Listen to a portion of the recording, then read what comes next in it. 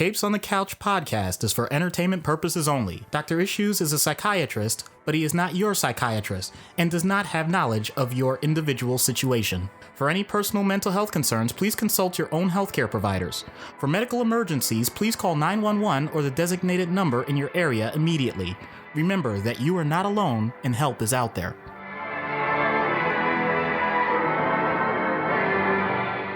Hello and welcome to Capes on the Couch, where comics get counseling. I'm Anthony Sitko. If you're waiting for Doc Issues to chime in with, and I'm Dr. Issues. Sorry, folks, not going to happen this week. This is all me. I apologize to those of you who prefer Doc over myself. You have excellent taste, but be that as it may, since there's not a whole lot of back and forth in this episode, I told him he didn't really have to show up for this one. This is a special episode. As I had mentioned previously, I would be attending New York Comic Con, and in addition to all of the many books that I had signed and the cool art that I was able to look at and buy and bring in my wife and 6-month-old son. Yes, we brought Theo, and I will post some photos on the website and on social media. We got dressed up on Thursday and went as Ash, Misty, and Baby Pikachu. And yes, technically I know Baby Pikachu is a Pichu, but I was able to spend 3 days getting some interviews with creators. And let me tell you, folks, we've got some doozies lined up for you. So basically the way this is going to work is we're just going to have a little bit of brief background on each of the writers. And then we're just going to jump right into the interviews.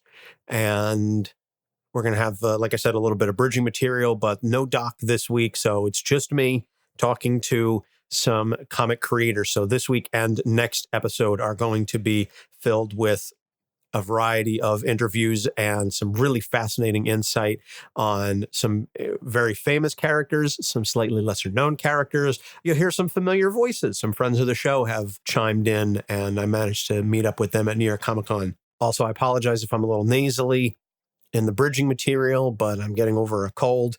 Unfortunately, Theo got sick, and then being the wonderful, happy, loving, giving child that he is, decided to give it to mom and dad. So both my wife and I are dealing with a little bit of congestion and a bit of a cold.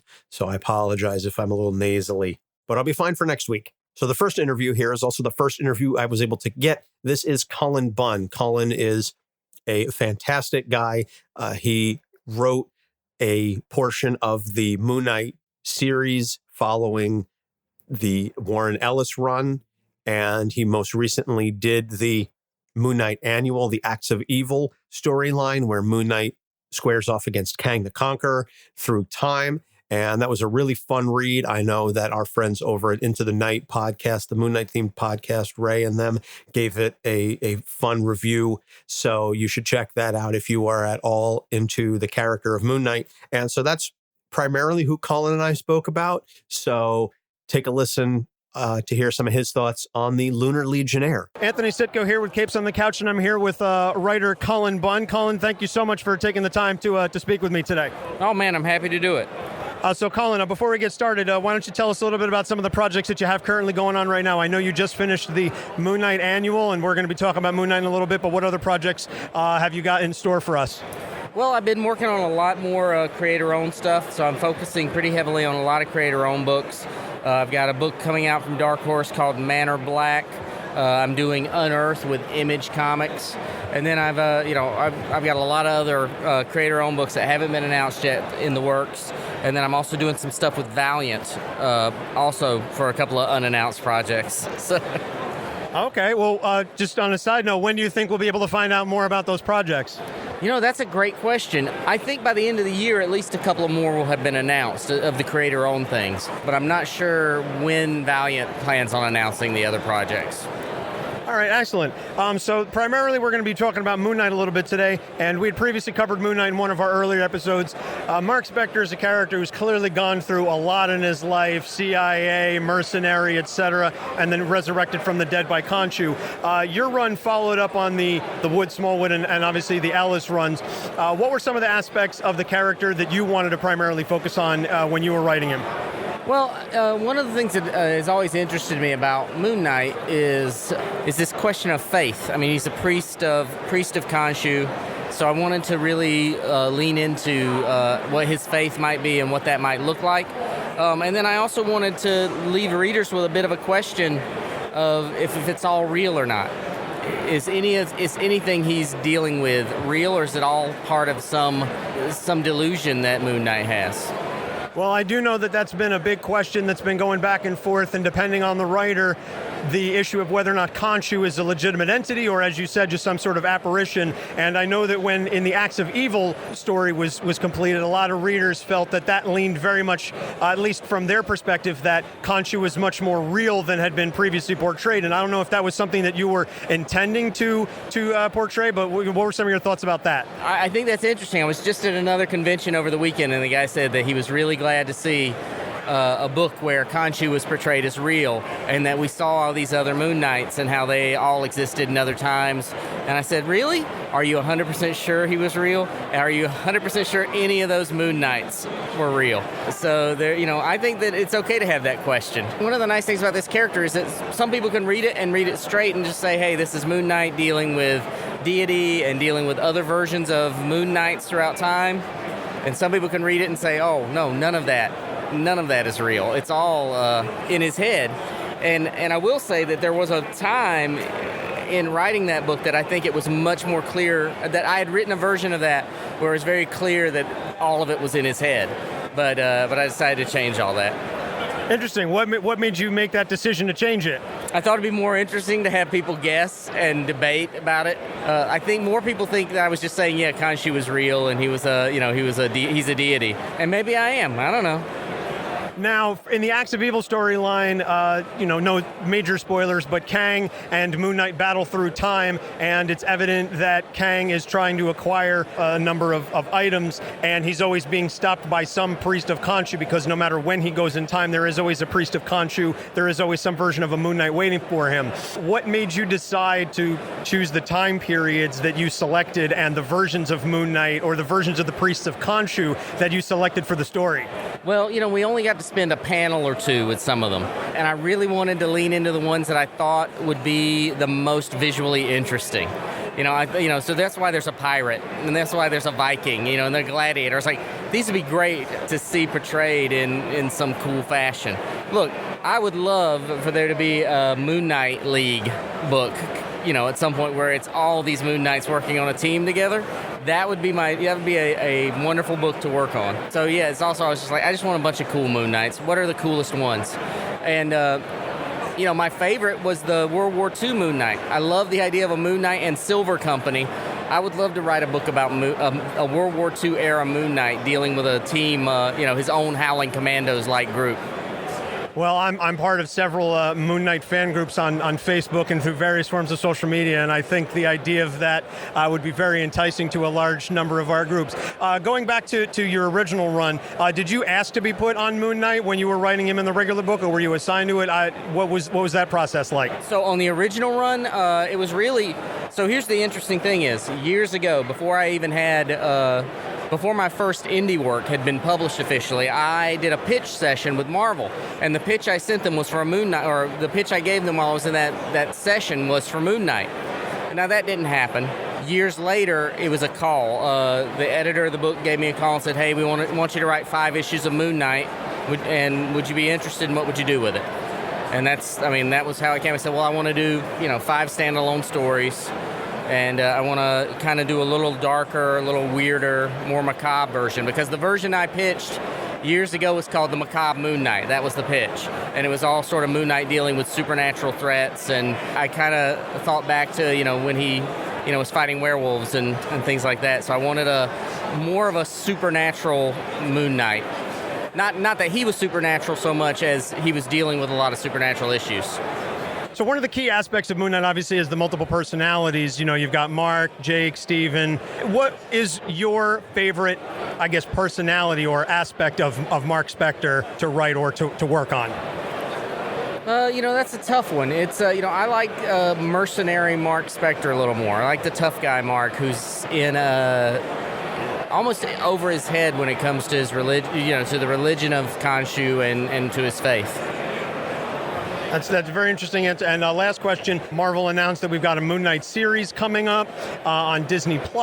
Obviously, those of us Moon Knight fans are very excited. What aspects of the character do you think that are going to be addressed, or would you like to see addressed in the show? I'd really like them to lean into the sort of the weirdness of Moon Knight. Moon Knight's a weird character, and I think I'd like to see a lot of that mixed in with a sort of a grounded crime story. Very fascinating. Thank you so much, Cullen. We appreciate it. I hope you enjoy the rest of the convention. So that was a fun interview. Like I said, really fun guy, great to talk to.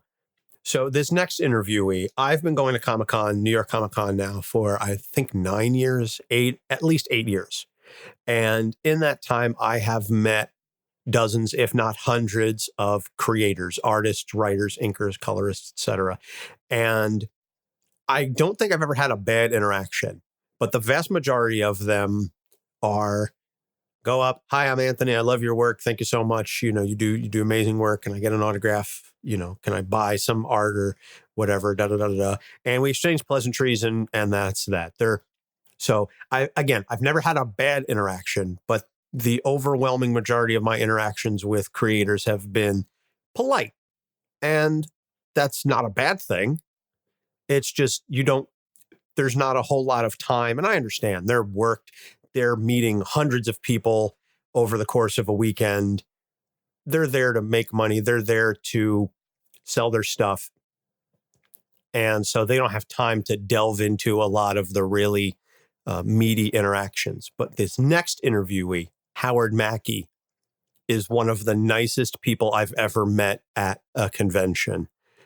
He is the creator of Danny Ketch, the second Ghost Rider, or third, I guess, technically, if you include the Phantom Rider. And he co-wrote a lot of the Clone Saga for Spider-Man. So he created Kane and Ben Reilly.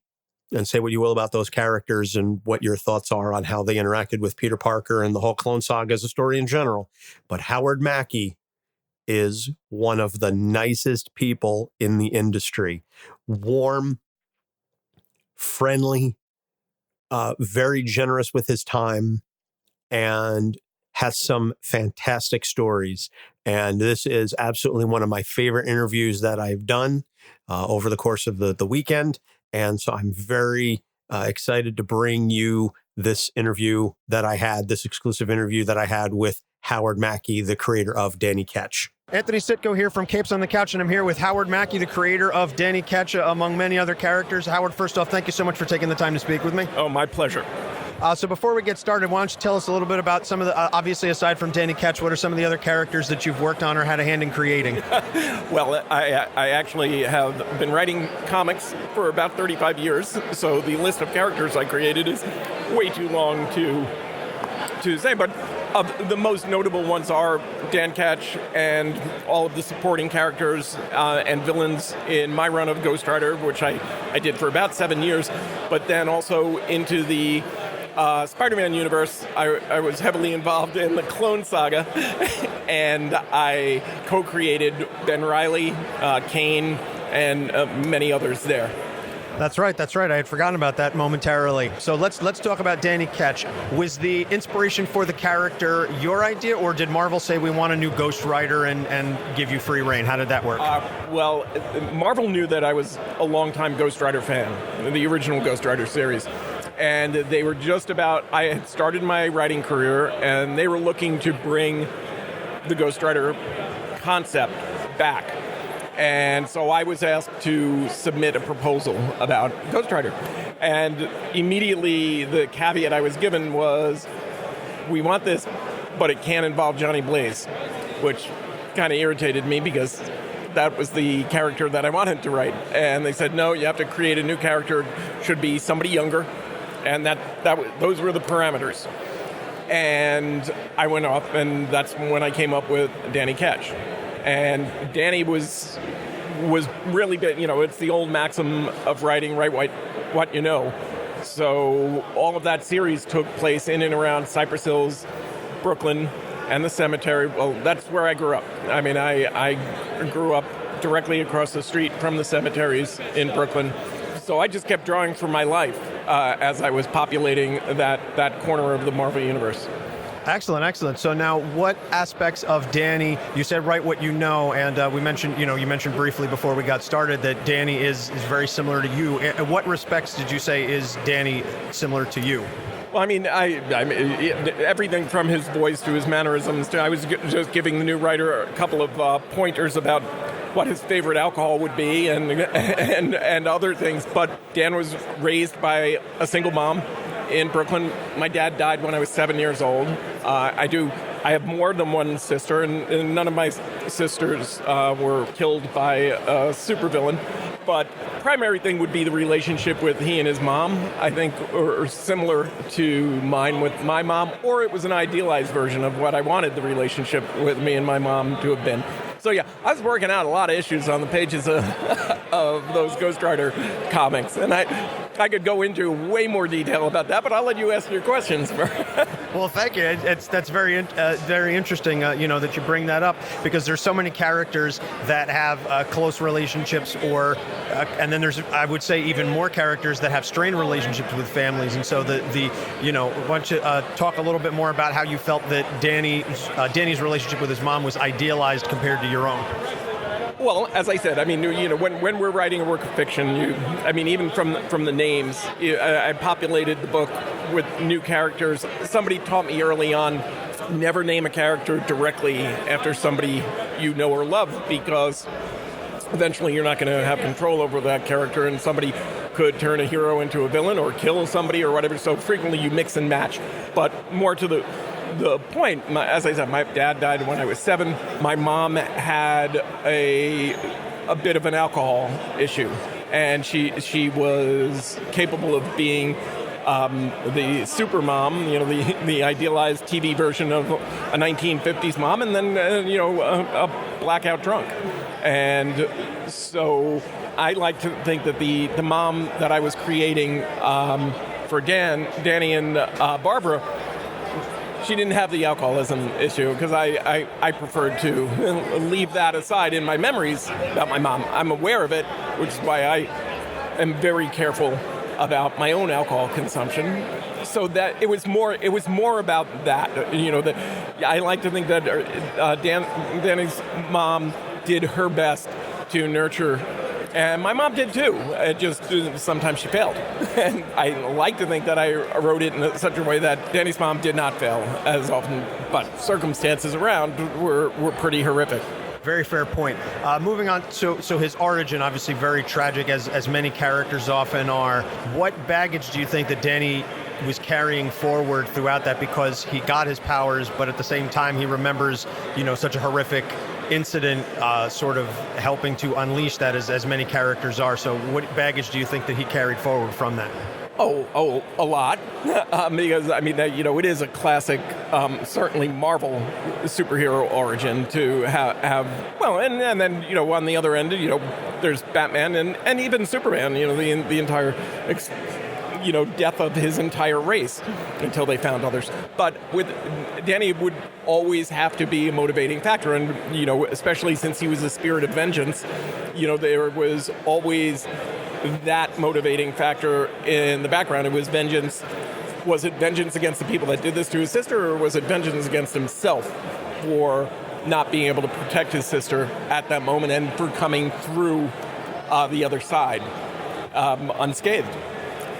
So what were some of the biggest things that you came up with in terms of trying to differentiate the characterization of Danny as opposed to Johnny Blaze? Obviously, you said you're a big Ghost Rider fan prior to that, and Johnny is obviously an iconic character. What did you do to create Danny so that he was different from Johnny while still retaining that familiar Ghost Rider vibe?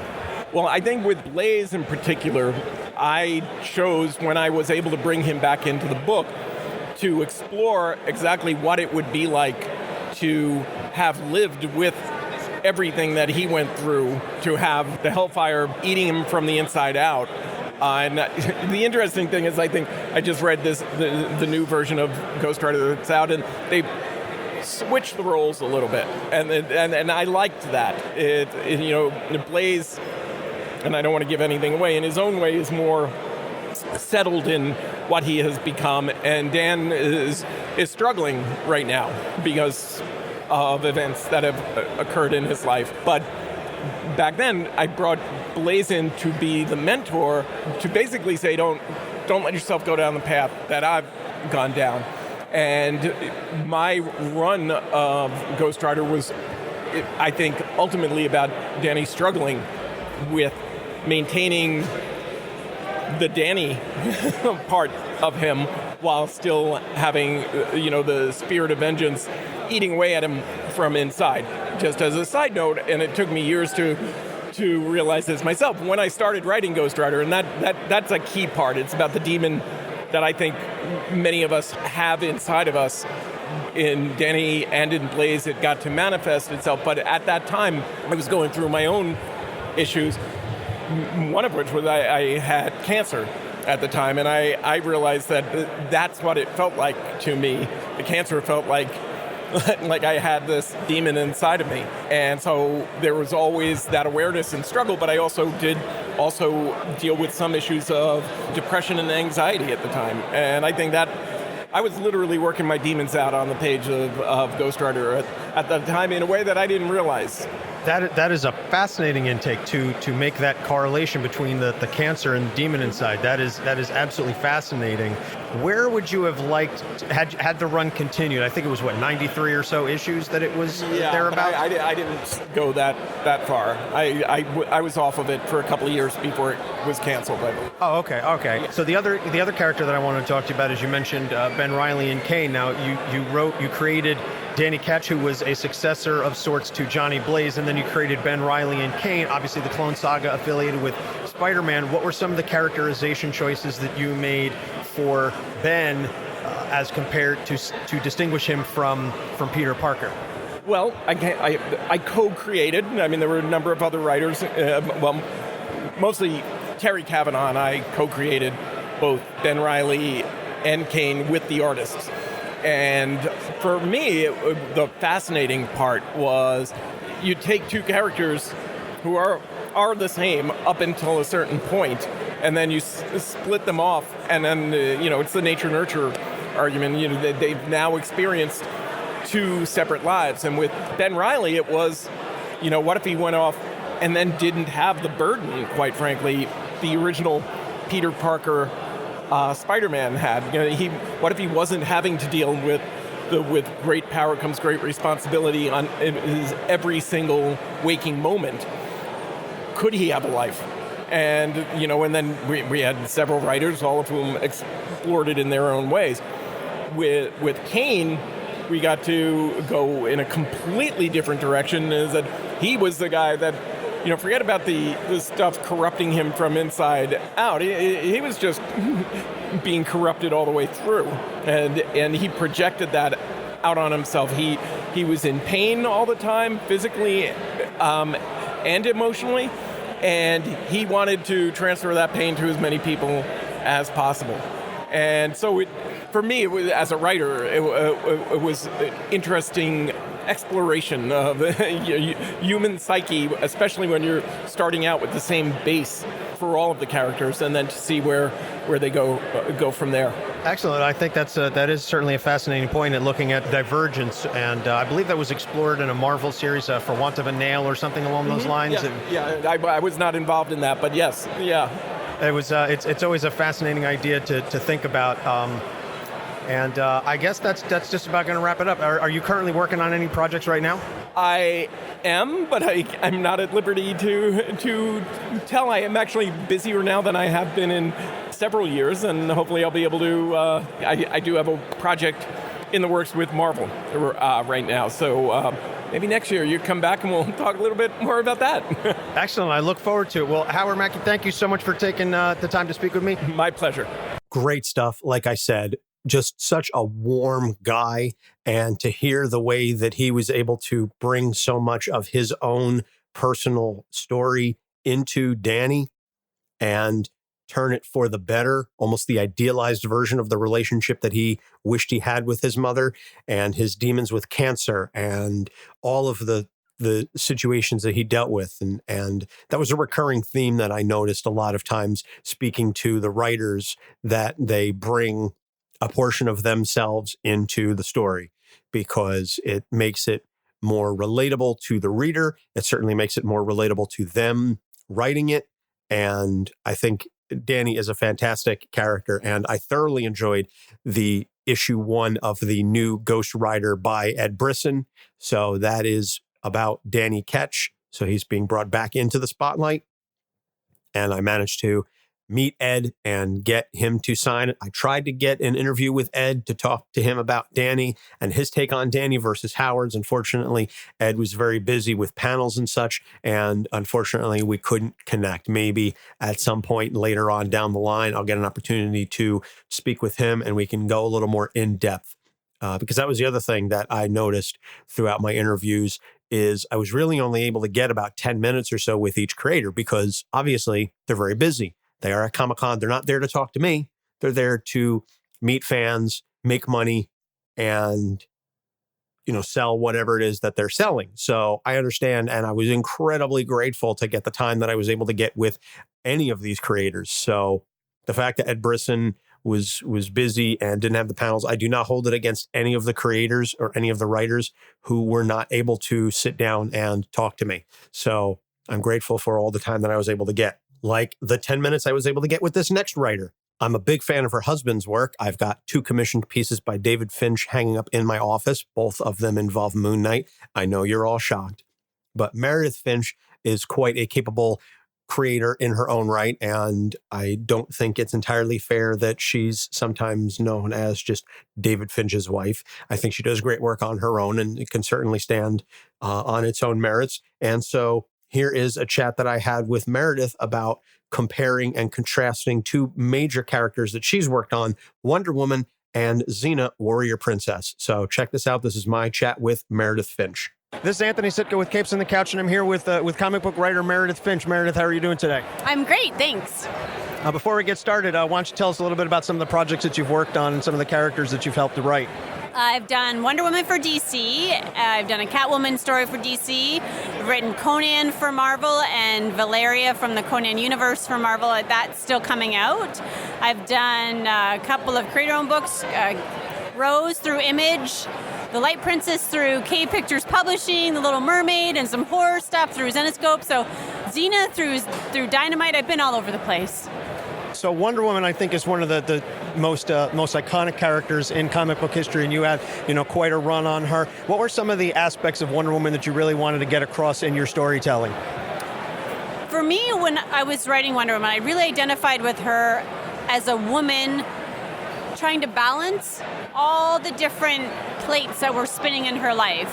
And I felt like as a mother, I could really relate to that. Just working and then balancing the kids and everything that needs to be done. And she was in that situation in her storyline where she was Superman's girlfriend and her mother, the queen of Themyscira, had been turned into stone, so she had to become the queen for a period of time. Plus she was the Justice League, and I just felt like she had so much going on, and she had discovered that she was a god, the daughter of Zeus, that I just felt like, how would you balance all of that? And so I really tried to look at her from an every woman's point of view versus a superhero point of view.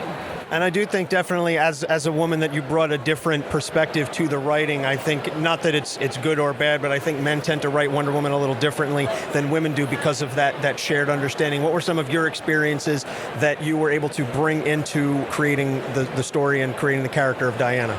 I think right around the time I was writing her, a girlfriend of mine had a very tragic accident, ended up breaking her neck. And I think I used a lot of the pain that I was feeling from that to sort of channel into how she would have felt seeing her mother broken and that kind of struggle, and then still having to put on a face or a facade, because there are people that still count on you and need you to be there for them, and you can't fall apart. So how are the ways that you can manage that? And then I also wanted to show that there are times where she does fall apart. And there's a moment in our story where she kind of allows all of those things that have been building on her to get the better of her and acts in a way that is maybe out of character for her. But I think we all have those moments, and it's how you recognize it and deal with it and move on from it that speaks to who you are as a person and to her as a character. Wonder Woman obviously is traditionally written, and you're certainly part of that pantheon as a character of good and of love and of justice. And she's certainly one of the most hopeful characters. But that is, as you said, it's also a burden to be able to present that all the time. What were some of the ways in which you showed how that burden impacted her of constantly having to do the right thing and be that loving and good hero? Well, I think we had a moment where people have been taken in by alien creatures, and she has, when they finally come across these alien creatures, she has this sort of breakdown where she just reacts in a very violent, un-Wonder Woman-like way. And I think that's we really tried to show it as a reflection of this tremendous love that she has for humanity, and to see people treated in this way and the horror of it causes her to act in a way that maybe is not super or wonderful, but is very human and real. Were there any stories or ideas that you had for Wonder Woman that you weren't able to get across in your story arcs, either through space, time, where you moved on to another project? Is there anything that you haven't had a chance to tell through Diana yet? I felt like I got to say a lot of what I wanted to say. And then I think there are things that you want to say maybe about ideas of love and forgiveness, which I was able to say in other stories and use, like my creator-owned book, Rose, through Image. I was able to use that story as a means to sort of get across things that maybe I couldn't say necessarily because of the constraints of the Wonder Woman universe and working for a major publisher. When it's your own project, you can kind of shape it the way you want to shape it. So there are always ways, even if you don't get to tell the story that you, or do everything you want to do with a character, there are always ways to get your ideas and your stories out there. Another character that you've worked on is Xena, who in some ways is almost like a modern version. There's a lot of corollaries between Xena and Wonder Woman. What were some of the things that you got to say through Xena that maybe she would do that Wonder Woman wouldn't do? Well, she doesn't hold back at all, right? Like, Wonder Woman's coming from a place of love. That's not really where Xena's coming from. You know, she's coming from a place of doing what needs to be done. And she isn't constrained by killing people, where Wonder Woman really doesn't kill anybody. So you're able to take that character and really explore it in a way that, I would say an uninhibited way to sort of say, take it to the next level, like explore what would you do if you felt this way and you didn't have the constraints of being a member of the Justice League, which Xena can just do. There's no one to step in Xena's way. She can do who she is, and she does. But I think it also makes her a more powerful character because she really is constrained by herself and only herself. So, you see a more human battle a lot of times in making the right decision. And that's why she has Gabrielle, too. She's that balancing force to rein her in a little bit. Now tell us a little bit about Rose. And I'm going to be perfectly honest that I'm not exactly familiar with the character. I apologize for that. But can you give me a little bit of a background on Rose and sort of who she is and what is her force? What is her raison d'etre, I suppose? Sure. Rose, really, I've always said, is my love story to fantasy fiction. It's what I grew up reading. And the main essence of her character is love. I felt like there was a lot of things, like I said, with Wonder Woman that I wasn't able to or couldn't say in the writing of that character. And I used Rose as a means to do that. It's a story of a young girl who lives in a kingdom that's ruled by a tyrannical queen, and she discovers that she's the last of the magical beings in her kingdom, and she has to find another creature who is also the last of his kind. He's a giant cat, and only together, they're like the yin to the yang for each other, and it's only together and ultimately through a sacrifice that they're able to defeat the queen and save the kingdom. Sounds like a very fascinating story. Now, is this YA? Is this for teens, all ages? What is the age range, I suppose? I would say we were shooting for young adult to teens. There's no violence on the page. Everything, if there is violence, is off the panel. So we tried hard to make it maybe a more mature young adult. Everybody has. I always say there's nothing worse than you would see on the cover of a Vogue magazine. Fair enough. So I guess the last question, what is next for you? What is the next project that you're working on? Do you have anything that is in the works or that you can announce, etc.? Sure. I have a project coming out next year through K Pictures Publishing, another one with them called Fantasties. It's an adaptation of the George MacDonald book, And I have a creator-owned project that will be coming out next spring called The Book of Ruth, which I'm kickstarting November 1st. So, and then I'm just kind of playing around, see what I want to do next, thinking about it. I have 3 kids, so they always keep me busy. Excellent, excellent. Well, thank you so much, Meredith. We really appreciate you taking the time to speak with us. Thank you for taking the time to speak to me. I appreciate it. Great stuff, and I am definitely interested in checking out some of her creator-owned work, and that was a recurring theme. Again, another recurring theme that I noticed with a lot of the writers that I was talking to, that they not only do work for the big 2, but they do a lot of work for indie, smaller publishers, and some more creator-owned stuff. Speaking of creator-owned stuff, this next writer that I was able to interview, I finally got to meet face-to-face. You may remember our interview several months ago with Jeremy Whitley, who worked on The Unstoppable Wasp, and he is writing the Future Foundation. Well, we got a chance to finally catch up with Jeremy and meet him face-to-face and talk mostly about Future Foundation, because we just recently did the episode on The Maker, who is the primary villain in the Future Foundation run, but also some of his creator-owned stuff like Princeless and Raven and so on. So it was really cool just to get a chance to reconnect with him in person and talk to him. So here is our interview, my interview with Jeremy Whitley. Anthony Sitko here at New York Comic Con, and I'm here with friend of the show, Jeremy Whitley. Jeremy, so good to talk to you again. Good to talk to you too. It's nice to finally meet you face to face. I know last time we chatted over Skype, and now how's the con going for you so far? Oh, it's going great. It's such a huge and busy con. I couldn't be bored if I tried. Fair enough, fair enough. So when we spoke, last time we spoke, you were finishing up your run on Unstoppable Wasp, and you were going to be moving on to Future Foundation. So I haven't really had a chance to talk to you then. I'm loving the book, definitely thoroughly enjoying where the story is going. Unfortunately, I wish it could have gone on for longer. But we just did an episode on The Maker, who I think is a very fascinating character and certainly an interesting take on Reed Richards. Was that a character that you wanted to put in the book, or was that someone that Marvel editorial said, we want you to, have the Future Foundation interact with the Maker? What was the situation behind that process?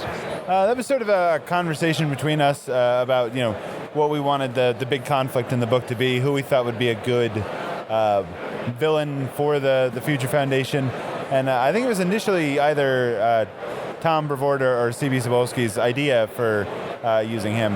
And I just thought it was a fantastic idea, because you have these kids who have sort of grown up as the proteges of our Reed Richards, the 616 version, and to have them, facing off against this dastardly version of their own, father figure in the story it makes for a fun twist. And then the introduction of Ricky Barnes into the story, was that another conversation, or was that your idea? That was all my idea. I love Ricky. I loved the stuff Sean McKeever did with her back with Young Allies, and then Girl Without a World.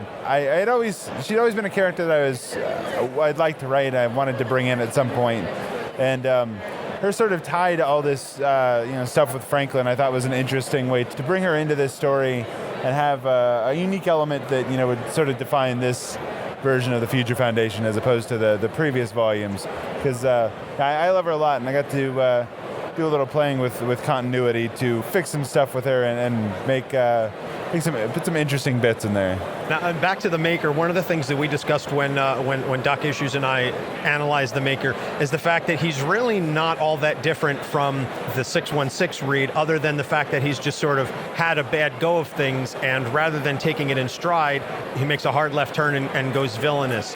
What is some of the things that you like from a character perspective about The Maker, and what are some of the ways that you write him? I like that he has the same amount of potential as Reed Richards. I think we highlighted a lot in issue 2 specifically that they've had very different lives despite being essentially the same person in different worlds. He had a much rougher childhood. He had a much different experience with becoming part of the Fantastic Four. He's younger at the point it happens, and he has a lot more fallout with Sue instead of having the sort of long, prosperous relationship that our Reed and Sue has had. They kind of fall apart, and Sue ends up with Ben over there.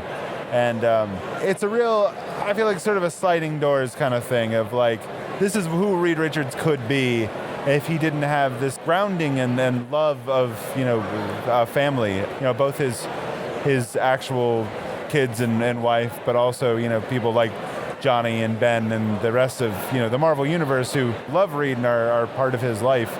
It's very different than the way the Maker's life has gone, and I feel like you see our Reed and you see like things could have been very different for him. They both have the same sort of drive and determination and single-mindedness that they get a hold of a problem and they won't let it go. But our Reed has slightly different boundaries of where he's willing to go to fix those problems. I definitely like the sliding doors reference. During the episode, I made a reference to almost the killing joke, where in the sense that it was, Reed became the Maker, almost like the Joker was trying to have Commissioner Gordon after a bad day, that anybody was possible of falling. But the sliding doors reference, I think, works even better. Another interesting character that's in the Future Foundation is Julie Power, and I feel that she's almost used as like a point of view character for the reader. Was that sort of how you intended on writing her, that because she joins the team in the first issue, that it's sort of written around her, giving the background to the audience and on who the Future Foundation is in the history of Power Pack?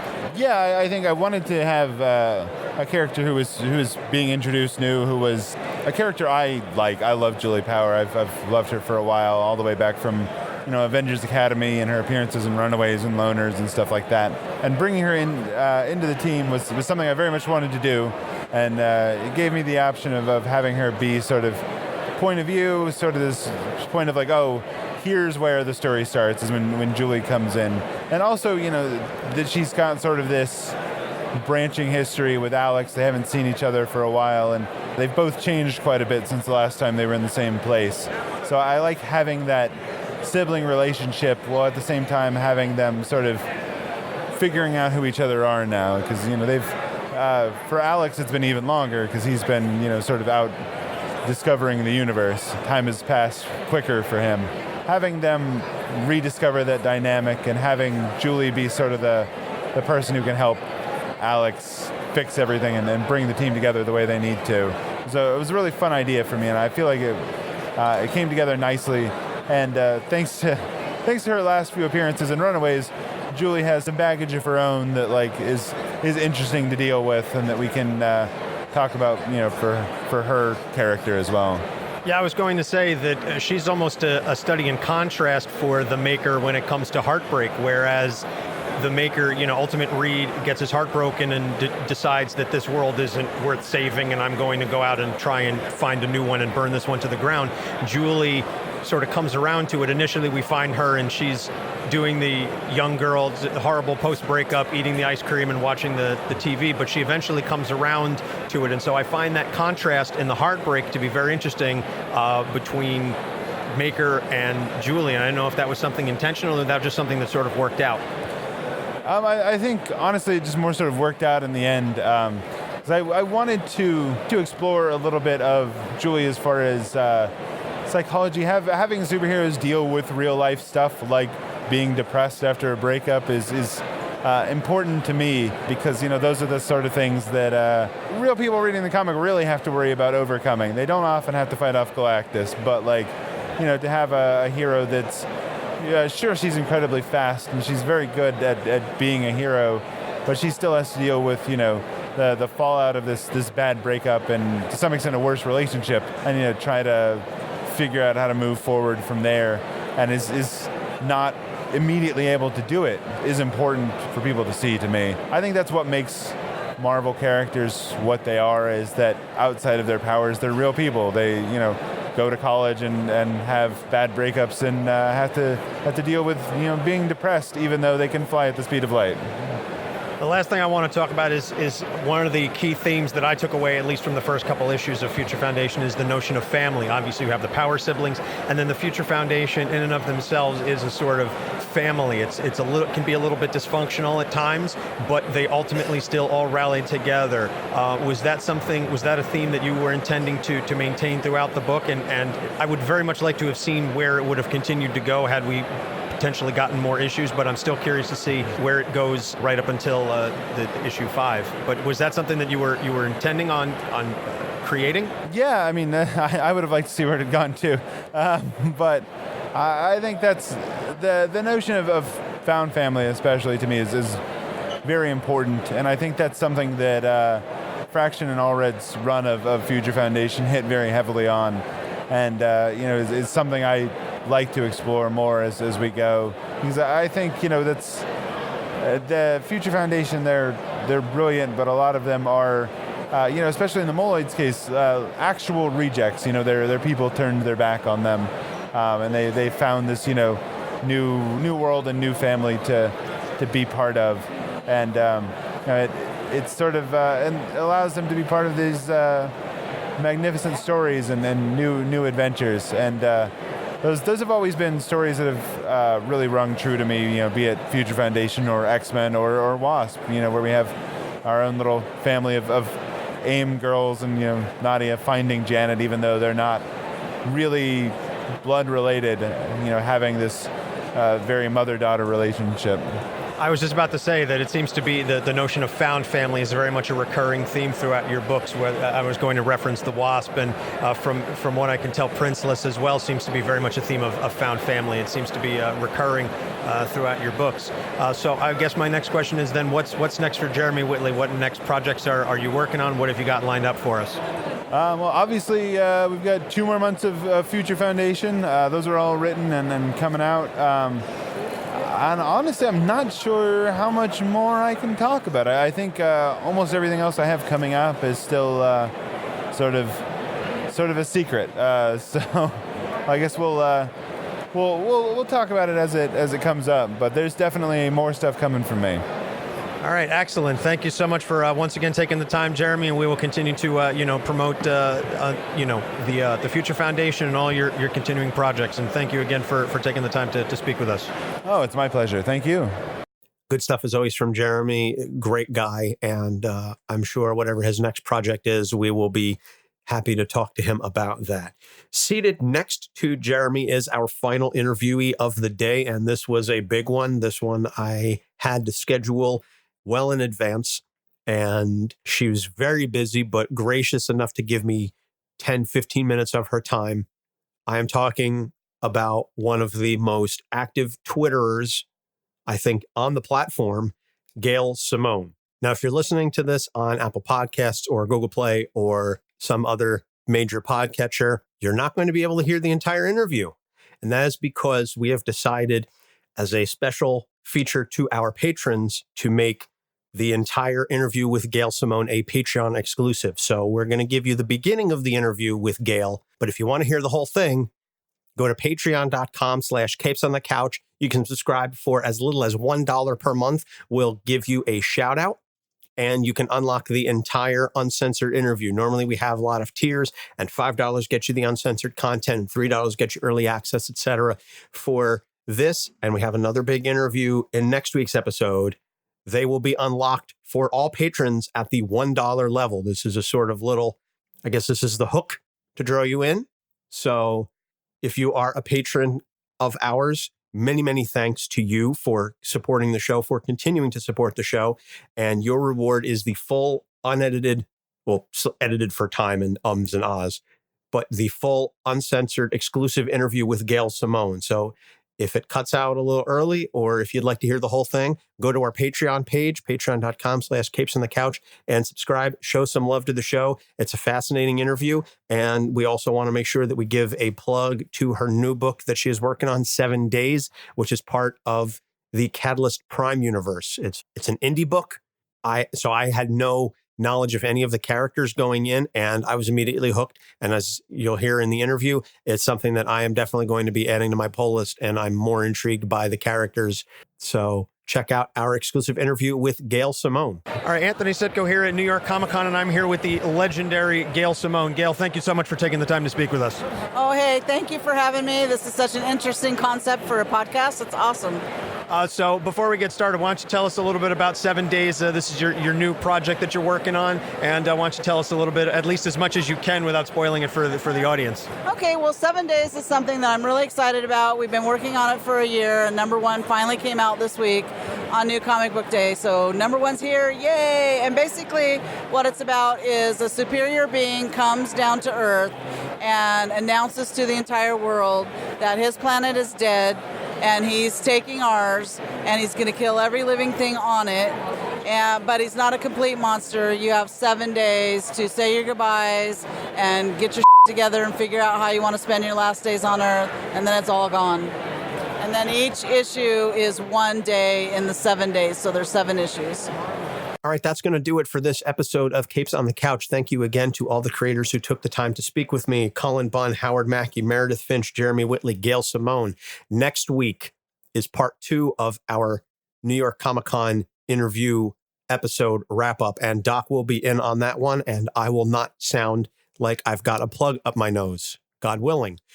Next week, we've got interviews with Al Ewing, writer of The Immortal Hulk, Saladin Ahmed, writer of Exiles, Quicksilver, Black Bolt, and Miles Morales.